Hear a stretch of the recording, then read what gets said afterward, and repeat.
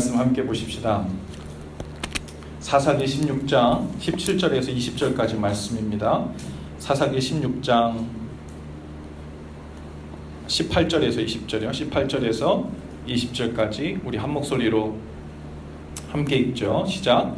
들릴라가 삼손이 진심을 다 알려주므로 사람을 보내어 블레셋 사람들의 방백들을 불러 이르되 삼손이 내게 진심을 알려주었으니 이제 한 번만 올라오라 하니 블레셋 방백들이 손에 은을 가지고 그 여인에게로 올라오니라. 들릴라가 삼손에게 자기 무릎을 베고 자게 하고 사람을 불러 그의 머리털 7가닥을 밀고 괴롭게 하여 본즉 그의 힘이 없어졌더라. 들릴라가 이르되 삼손이여 블레셋 사람이 당신에게 들이닥쳤느니라 하니 삼손이 잠을 깨어 이르기를 내가 전과 같이 나가서 몸을 떨치리라 하였으나 여호와께서 이미 자기를 떠나신 줄을 깨닫지 못하였더라. 아멘. 할렐루야. 오늘 말씀 우리 잘 아는 삼손 이야기예요. 영화로도 보고 책으로도 있고 또 우리가 극으로도 많이 만들어서 하는 이야기죠. 삼손이 살았던 시대는 사사 시대입니다. 삼손이 삼손 중에 여러 사사들 중에 한 사람이기도 했죠.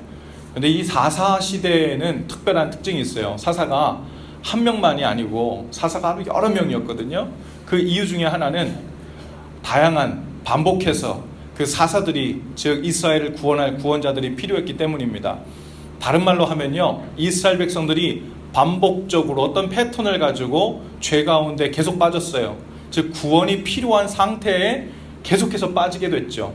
그래서 여러분 돌아가셔서 사사기를 가만히 읽어보면요, 어떤 말씀이 계속 반복되냐면 매 장이 시작될 때마다 이스라엘 백성이 여호와께 다시 범죄하여 이렇게 또 죄를 짓기 시작했다고 그래요. 그렇게 되면 하나님께서 이스라엘 백성을 징계하시려고 어느 민족에게 붙이십니다. 그러면 가나안 땅에서 정착해서 왔는데 자기네 땅이라 생각했는데요, 하나님 앞에 범죄하고 난 후에 그 후에는 하나님께서 어느 민족을 붙이셔서 그들의 치리 통치 가운데 들어가게 해요. 그래서 아주 괴롭힘을 당하죠. 보통 그게요, 하루 이틀이 아니에요. 한 달, 두 달이 아니에요. 1년, 2년이 아니에요. 20년, 30년, 40년씩 그렇게 엄청난 죄에 빠질 때마다 하나님께서 어느 민족에게 붙이시죠. 그리고 어느 정도 기간이 지나고 나면 이스라엘 백성이 정신 차리고 돌아와요. 하나님만 섬겨야 됐었는데 저희가 범죄했습니다. 우상을 숭배했습니다. 우리의 욕심을 따라 행했습니다. 그리고 하나님께 회개하고 돌아오잖아요. 그러면 하나님께서 누굴 세우셔요? 사사를 한 명 세우십니다. 그리고 그 사사를 통해 가지고 그 민족, 괴롭히던 민족을 쫓아버리고 그 민족 가운데서 이스라엘 백성을 다시 구해내시죠. 그리고 태평성대가 어느 정도 이어집니다. 태평성대라는 말의 뜻은요, 이스라엘 백성이 이제는 딴 데 바라보지 않고 하나님을 경외하고 하나님을 사랑하며 살았던 시대란 뜻이에요. 그러니까 그렇게 태평성대를 살다가 어느 순간이 되면 이스라엘 백성이 또다시 여호와 앞에 범죄하고 악을 행합니다. 그러면 하나님이 또 다른 민족을 징계하심으로 또 붙여요. 20년, 30년을 또 괴롭힘 당합니다. 또 다른 사사를 보내줍니다. 오늘 우리가 읽은 이 삼손에 관한 이야기도요, 사실은 삼손에 관한 이야기가 오늘 본문 우리가 16장을 읽었지만 13장부터 시작되거든요. 이 13장 1절이 어떻게 시작되냐면 이렇게 시작돼요. 이스라엘 자손이 다시 여호와의 목전에 악을 행하였으므로 여호와께서 그들을 40년 동안 블레셋 사람의 손에 넘겨주시니라. 이렇게 시작됩니다. 40년 동안 블레셋 민족에게 가나안 땅이 들어왔는데 또 괴롭힘을 당하고 살기 시작해요. 그리고서는 하나님께서 마노의 아들 삼손을 사사로 세우시죠. 그리고 그 사사를 통해, 삼손을 통해 그 이스라엘 백성을 블레셋 가운데서 점점 구원해 가시는 역사가 있게 돼요. 여러분, 삼손이 그렇게 블레셋 가운데서 이스라엘 백성을 구원해 나가는 과정이 있는데, 이 삼손이요, 14장에 보면요, 그 여러 여인들과 문제에 빠집니다. 특히 하나님께서 삼손을 나실인으로 명하셨거든요. 나실인은요, 하나님 앞에 하나님께 드려진 사람으로 태어날 때부터 정해진 사람이에요. 그래서 독주도 마시지 않고 몸을 정갈이, 마음을 정갈이 해서 하나님의 뜻을 늘 마음에 품고 살도록, 그래서 하나님께서 사용하시는 하나님께서 쓰시는 종으로 사용받도록 준비되어 있는 사람이어야 되거든요. 그런데 이 삼손이요, 그 나실인으로, 즉 하나님 앞에 부정한 것도 만지지 않고 또 독주도 마시지 않고 늘 정갈하게 마음을 준비해왔던 이 삼손이 나중에는 율법을 어기고요, 타 민족에 있는 그 여인들과 결혼하지도 말고 그들과 합하지 말라 그랬는데 삼손이요, 블레셋 땅에 있는 여인들을 탐하기 시작합니다. 그래서 오늘은 16장에 들릴라라는 여인이 등장하지만 14장에 가면요, 딥나에 있는 한 여인을 마음에 두고, 블레셋 지역에 있는 여인을 마음에 두고요, 그 여인과 결혼하겠다고 합니다. 그래서 부모가요, 아마 그때 그 삼손의 부모님은 야, 뭐 우리 율법도 있고 전통도 있고 우리 친지들은 다 그렇게 원하지 않지만 뭐 자식 부모 이기는 부모 있겠나, 그런 마음으로 할 수 없이 블레셋 여인이지만 그렇게 결혼시키려고 마음을 먹었던 것 같아요. 그런데 블레셋 지역에 가봤더니 그 딥나의 그 여인과 그 결혼을 이야기하는 과정에서 시비가 붙죠. 그래서 그 과정에서 이제 가는 도중에 사자도 죽이고 그 사자 안에 꿀이 맺히게 되고 그 꿀을 먹은 뭐 수수께끼를 내다가 나중에는 그것을 맞추냐 못 맞추냐 그렇게 하다가 시비가 붙어가지고요, 그 결혼식에 왔었던 그 블레셋 사람들 수십 명을 죽이게 돼요. 그래서 이제 큰 일이 벌어지죠. 어쨌든 그 블레셋과의 전쟁이 지금 계속 일어나고 있는 상황입니다. 그런데 이 삼손이 16장에 가서요, 그 일이 크게 일단락된 지도 얼마 안 됐는데요, 다시 블레셋에 있는 한 여인을 또 마음에 두기 시작하죠. 소래골짜기에 사는 들릴라라는 이름을 가진 여인이었어요. 이 들릴라라는 그 이름의 원어의 뜻이 무엇이냐면 요염한 여인이라는 뜻이에요. 요염한 여인. 그러니까 어떻게 생각하면요, 들릴라라는 여인이 성경만 봐서는 아주 예뻤고 상냥하고 현숙하고 막 그래가지고 이방 여인이었지만 아마 삼손과 우리 제발 사랑만 하게 해주세요, 그리고 하나님한테 막 기도하면서 그렇게 아름다운 사랑을 꼽혔을 것처럼 보이지만 사실은 이 여인의 이름에서, 그 뜻에서 요염한 여인이라는 이름이 있었던 것처럼 우리에게 힌트를 주는 것은 이게 진정한 사랑 가운데 빠진 것이 아니라 이 여인의 유혹에 빠졌던 것임을 우리에게 성경이 힌트를 주고 있습니다. 그래서 어쨌든 이 들릴라에게 넘어가죠. 그리고서는 이 삼손이 들릴라를 사랑하게 된 것을 알고서는 이 블레셋에 있는 여러 방백들, 지도자들이죠. 지도자들이 그 들릴라를 찾아와서 은을 가지고 옵니다. 그리고 와서는 들릴라에게 그렇게 얘기하죠. 네가 저 삼손 안에 있는 그 힘이 어디로부터 나온지만 알려주면, 그걸 알아오면 우리가 너에게 은을 선물로 주겠다. 그래요. 그때부터 들릴라는 이제 삼손을 유혹하고 그 힘의 비밀을 알아내려고 애쓰기 시작하죠. 잘 아는 것처럼 정말 정말 이 힘이 어디서 나오냐고 막 물어보니까 삼손이 처음에는 진짜로 막 얘기하는 것처럼 했는데 다 거짓말이었어요. 여러 번 동안. 그래서 결국은 사람들이 막 잡으러 왔을 때 그 힘센 그 힘으로 다 물리치고 뭐 줄도 다 끊고 쇠고랑도 다 끊고 막 그렇게 되죠. 잡을 수가 없어요. 그런데 오늘 우리가 읽은 본문이 그 마지막 본문이에요. 18절에 보니까 들릴라가 삼손이 진심을 다 알려주므로, 지금까지는 진심이 아니었는데 이제 삼손이요, 그 들릴라가 계속해서 애원하고 자기를 사랑하는데 어떻게 이렇게 안 알려줄 수가 있냐고 막 그러니까 삼손이 진심을 다 알려줬다 했어요. 여러분, 아마 삼손 마음에는 설마 지금까지 계속 나에게 있었던 이 힘이 없어지랴, 설마 나의 편이셨던 하나님께서 과연 나에게 등지시랴 하는 이런 마음이 있었을 것입니다. 여러분, 진심을 다 알려주었다라는 이 표현 속에 우리는 좀 영적인 의미를 볼 수 있을 것 같아요. 진심을 다 알려주었다. 사실은 그것은 그 안에 있는 사실 자체를 그냥 말했다라는 어떤 팩트라는 이야기보다는 하나님과 나와의 그 관계에서 있는 그 비밀한, 그리고 그 거룩한 그 영역에 대한 것을 이방 여인에게 그리고 함부로 발설하게 된 이야기죠.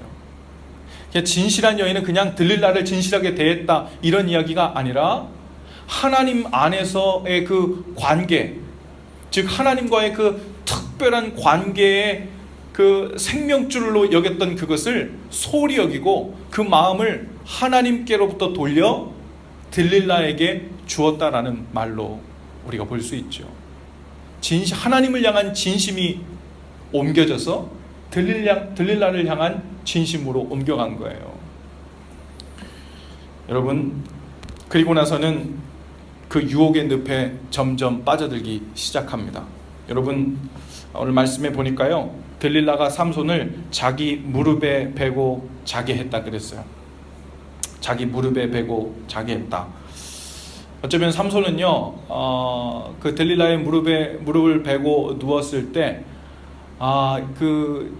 이 잠이 얼마나 꿀과 같이 닿은지, 그리고 이 들릴라가 나를 위하는 사람이구나 라는 생각 속에 빠졌을지 몰라요. 그런데 사실은 그 무릎을 베고 자기 시작했을 때 이것은 자기를 위하는 듯 했지만 사실은 자기 목에 칼을 겨누는 그런 순간이었거든요. 여러분, 그 죽음은 달콤한 꿀잠이 아니었고 죽음의 잠이었어요. 죽음의 늪으로 점점 끌려 들어가는 그런 잠이었죠.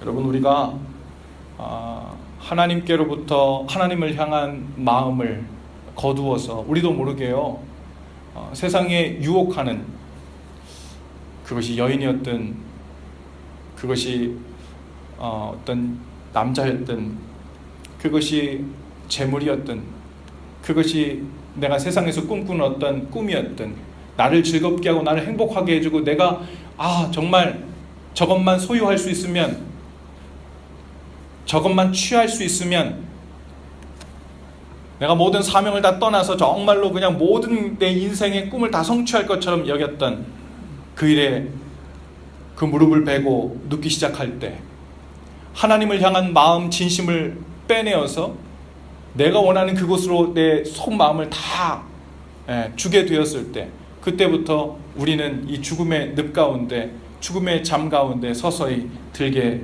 되는 거죠. 어쩌면 우리 가운데 그러한 잠에 스르르 들고 있는데도 우리가 잘 인지하지 못하는 분들이 있을지도 모릅니다. 혹 들릴라처럼 우리 삶 가운데 찾아와서 하나님과의 그 비밀한 관계, 하나님 안에 온전히 거해 있어야 하는데 거기로부터 우리 손을 이끌어서 거기 말고 내 무릎을 베고 누워, 자꾸 교회 가지 말고 기도의 자리로 나가지 말고 하나님 예배하는 자리로 나가지 말고 더 달콤한 내 무릎을 베고 누워, 그렇게 우리를 유혹하고 잡아 끄는 우리 삶 가운데 얼마나 많은 그 요염한 여인, 요염한 남자, 요염한 세상의 물질들이 많은지 몰라요. 오늘 그걸로부터 자유케 될 수 있기를 바라고 삼손처럼 그 가운데 들어가지 않게 되기를 바랍니다. 여러분, 그 무릎을 베고 누웠을 때 어떤 일이 발생했어요? 자고 있던 틈에 머리털 7가닥을 밀었다 그랬어요. 그리고 힘이 없어졌다 그랬습니다. 자다가 이제 들릴라가요, 이제 블레셋 사람들이 들이닥쳤습니다 라고 이야기하는 거예요. 그랬더니 삼손이 이전처럼 벌떡 일어나서는 자기에게 여전히 힘이 있는 줄 알고 그 힘으로 내가 이전처럼 내 몸을 떨치리라 이렇게 표현했어요.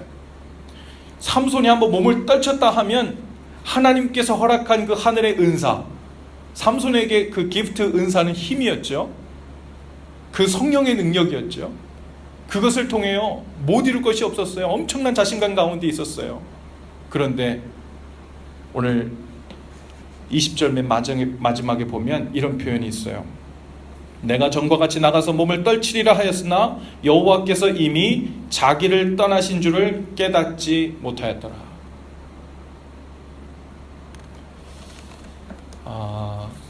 우리가 하나님 앞에 신앙생활 하면서요 삼손처럼 착각할 때 많습니다. 나는 하나님의 자녀인데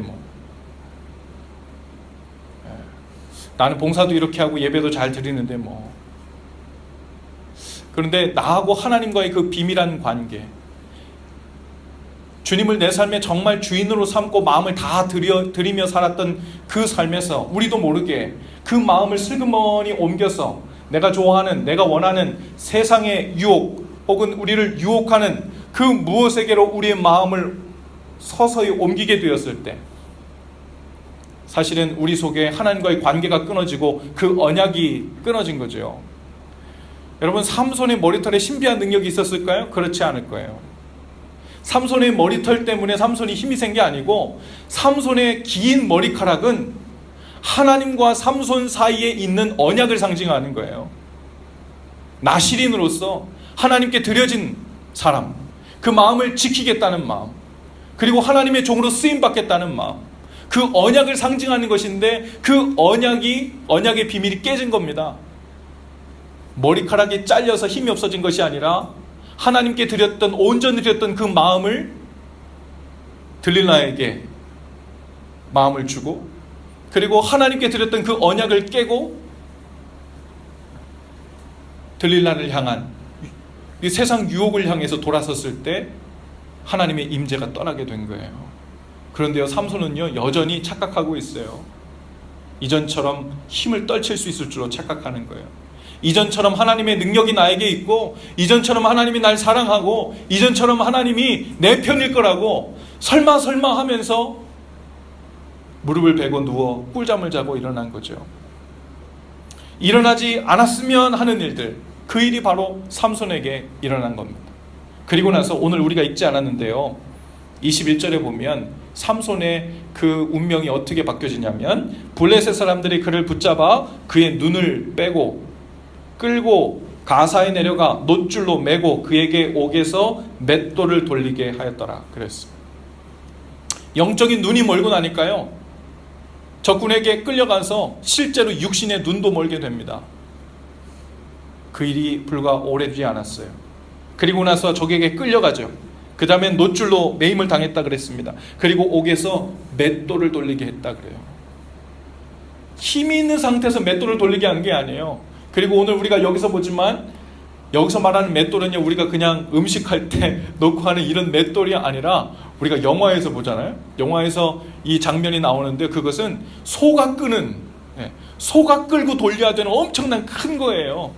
그것을 그냥 온 힘으로 계속해서 돌려나가야 되는 그 맷돌인 거죠. 엄청난 짐입니다. 엄청난 그 무게에 짓눌리면서 시달리고 괴롭힘을 당하는 그 인생 가운데로 삼손이 빠지게 된 거죠. 하나님의 임재가 떠나면요, 우리의 삶이, 우리의 인생이 마치 이 맷돌을 돌리는 것과 비슷해집니다. 인생이 엄청나게 힘겨워져요. 끝도 없이 계속해서 이 인생이라는 맷돌을 돌리고, 한 바퀴 돌아오면 제자리, 두 바퀴 돌아도 제자리, 끝나지 않는 이 무거운 인생의 맷돌의 짐을 지고 인생을 어렵게 괴롭게 사는 삶이 시작되죠. 하나님의 임재가 떠나면 그렇습니다. 오늘 우리의 삶이 어떤지 한번 돌아보면 좋겠어요. 하나님 앞에서 우리의 소원은 무엇입니까? 하나님, 제 인생이 너무 무거워요. 지고 있는 짐이 너무 무거워요. 내 힘으로 감당할 수 없는 무게의 인생이라는 그 맷돌을 지고 끊임없이 제자리로 돌아오면서 시계추가 왔다 갔다 하듯 계속해서 그것을 힘겹게 버겁게 죽지 못해서, 안 돌릴 수 없어서, 안 살 수 없어서 그렇게 살고 있는 것 같아요. 혹 그런 모습이 우리 가운데 있지 않습니까?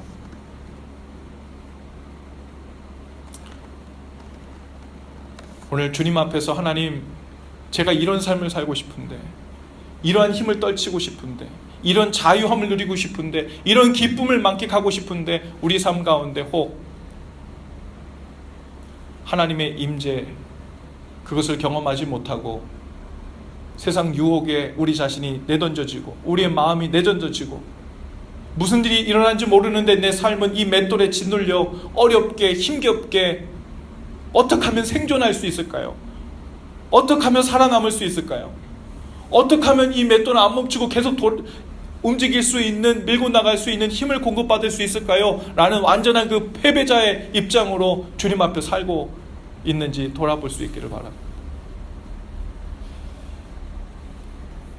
그런데요, 그런 삼손에게 소망이 하나 생긴 것 같은 표현이 바로 22절에 시작됩니다. 그의 머리털이 밀린 후에 다시 자라기 시작하니라. 아까도 말씀드렸지만 머리털에 신비한 힘이 있는 게 아니었어요. 하나님의 언약이 깨지는 것을 상징하는, 그것을 통해 머리털이 밀렸다 그랬잖아요. 근데 그 머리털이 다시 자라기 시작했어요.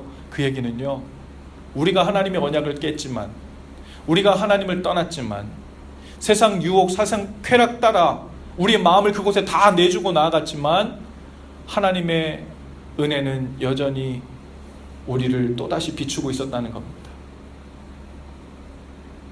머리털이 다 밀려가지고 이제 소망이 없구나, 돌이킬래도 도저히 방법이 없구나, 그렇게 생각되는 자포자기한 인생 같지만, 하나님께서 다시 그 머리털이 자라게 하시는, 즉 하나님 편에서 우리에게 다시 그 언약을 세우시고 그 손을 잡고 다시 그 언약을 지키는 하나님의 언약 백성으로 돌아오라는 하나님의 요청이, 그 은혜의 손길이 여전히 우리에게 다가온다는 말이에요. 할렐루야. 오늘 이 저녁에 어쩌면 우리도 삼손처럼 마음을 헛된 것에, 우리의 정욕에, 하나님 원치 않는 곳에 다 내어줬을지 몰라요. 그래서 하나님의 임재가 경험되지 않는데 여전히 내가 그냥 교인이라는, 성도라는, 교회 다닌다는, 하나님을 알고 있다는 그 지식만으로 하나님의 임재가 내 안에 거룩하게 임하는 줄 알고 살아보는데 생각한 것처럼, 상상한 것처럼 사라지지 않습니다. 능력이 나타나지 않습니다. 변화가 일어나지 않아요. 내 손길은 계속해서 눌림이 있습니다. 절망이 있고 살기가 힘듭니다. 맷돌을 돌리느라고 너무 지치고 힘들어요. 주님, 이것이 신앙생활인가요? 주님, 이것이 지금 제대로 가고 있는 건가요? 이런 의문이 우리 가운데 계속 들고 있습니다. 어쩌면 그것이 하나님의 임재, 그것을 우리 쪽에서 먼저 깨버리고, 주님의 임재가 내가 이런 모습에도 불구하고 내 가운데 여전히 있겠지, 설마 떠나시지 않겠지, 설마 나의 손길을 부인하지 않겠지라는 아니란 마음으로 주님 앞에 나가고 있었을지 모릅니다. 그런데도 하나님 쪽에서의 그 은혜가 오늘 우리 각 사람에게 그 은혜의 머리가 다시 자라는 것으로 우리에게 임하고 있는 줄로 믿습니다.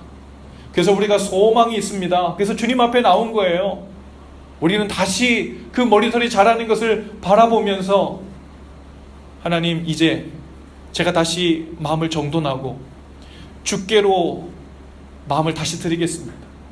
헛된 것, 죄의 것에 마음을 줄였던 그것을 다시 긁어 모아서 다시 하나님께만 온전히 드리겠습니다. 주님만을 주인 삼겠습니다. 주인만을 내 삶의 왕 삼겠습니다. 주인공 삼겠습니다. 목적 삼겠습니다. 그리고 다시 그 언약 백성으로, 영적인 나실인으로 주님 앞에 설 때 주께서 우리에게 새 힘을 주실 줄로 믿습니다. 오늘 조금 더 내려가면요, 25절에 가면 블레셋 이 방백들, 지도자들이 한 곳에 다 모여가지고 술 먹다가 마음이 좋아졌대요. 기분이 너무 좋아졌어요. 그리고서는 감옥에 있던 삼손을 불러냈대요. 그리고 뭘 보려고 했냐면 제주를 좀 보려고. 제주 좀 한번 부려봐. 여러분, 하나님의 임재가 떠난 사람은 그 다음부터는 웃음거리가 돼요. 그 다음부터는 소명이 아니라, 하나님의 은사가 아니라 그냥 세상 속에서 세상 사람들과 다르지 않은 제주꾼으로 살아갈 뿐이죠. 하나님의 임재를 경험하면서 하나님의 은사를 사용하지 못하면 우리가 잘하고 우리가 가지고 있는 그 은사들은 그냥 제주꾼의 은사밖에 안 되는 거죠. 오늘 하나님께서 머리가 자라고 있는, 그리고 맷돌을 돌려가면서 어쩌면 삼손에게도 이스라엘에게 베푸셨던 하나님의 그 은혜의 패턴이 똑같이 맺는지도 몰라요. 죄를 회개하고 돌아왔을 때 사사를 보내가지고 구원에 다시 이르는 은혜를 허락하셨던 것처럼, 삼손이 개인적으로 하나님 앞에 악을 행하고 범죄했을 때 징계를 받았지만, 그가 다시 하나님께서 머리털을 자라게 하심으로 삼손을 위한 어떤 영적인 사사를 다시 보내셔서 소망의 길, 은혜의 길, 구원의 길을 여신 줄로 믿습니다. 그리고서는 다시 그 소명대로 살 기회를 주시는 거예요. 여러분 아시죠? 삼손이 한 소년에게 이 집을 바치고 있는 큰 중앙에 있는 두 기둥 사이로 자리를 인도해달라 그러죠. 그리고 그 두 기둥을 사이에 서서 그 기둥 두 개를 마지막 하나님께서 나에게 은혜의 힘, 성령의 은사를 부어달라고 그러고서는 그 기둥을 부러뜨리고 무너지게 하죠. 그를 통해서 그 집 전체가 무너져서요, 삼손이 처음에 받았던 소명, 그게 무엇이었어요? 이스라엘 백성을 블레셋 민족 가운데서 구원해내는 거였어요. 그게 소명이었거든요. 맨 마지막에 보면 무슨 표현이 나옵니까? 삼손이 살아생전에 블레셋 사람을 죽인 수보다 그 맨 마지막에 블레셋 사람을 죽은 숫자가 훨씬 더 많았다. 하나님께서는 우리에게 끝까지 기회를 주십니다. 무슨 기회예요? 하나님의 언약을 붙들 기회, 하나님의 임재 가운데 우리의 마음을 다시 돌릴 기회, 그리고 그것을 붙들고 내 자신을, 우리의 삶을, 우리의 가정을 다시 세울 기회, 그리고 그것만 세워지면 머리털이 다 밀렸어도, 세상 사람들에게 조롱거리가 되어서 너덜너덜하게 아무것도 아닌 존재가 되었어도 하나님께서 그 지하 감옥 바닥에서 완전히 거지처럼 완전히 헝클어진 그 모습 그대로 하나님께서 그 소명을 감당할 수 있는 능력을 허락하신다는 거예요. 오늘 하나님께서 우리에게 각자 소명을 주셨죠. 여러분은 어디에 있습니까? 누구에게 마음을 주고 있습니까? 하나님의 임재가 여러분 가운데 여전히 머물러 있습니까? 영적인 나시린으로 주님만 주인 삼겠다고 산다는 그 언약을 여러분 지키고 있습니까? 그래서 여러분, 내가 몸을 떨치고 일어날 때마다 그 능력을 경험하고 있습니다. 혹 그렇지 못하다면 오늘 삼손처럼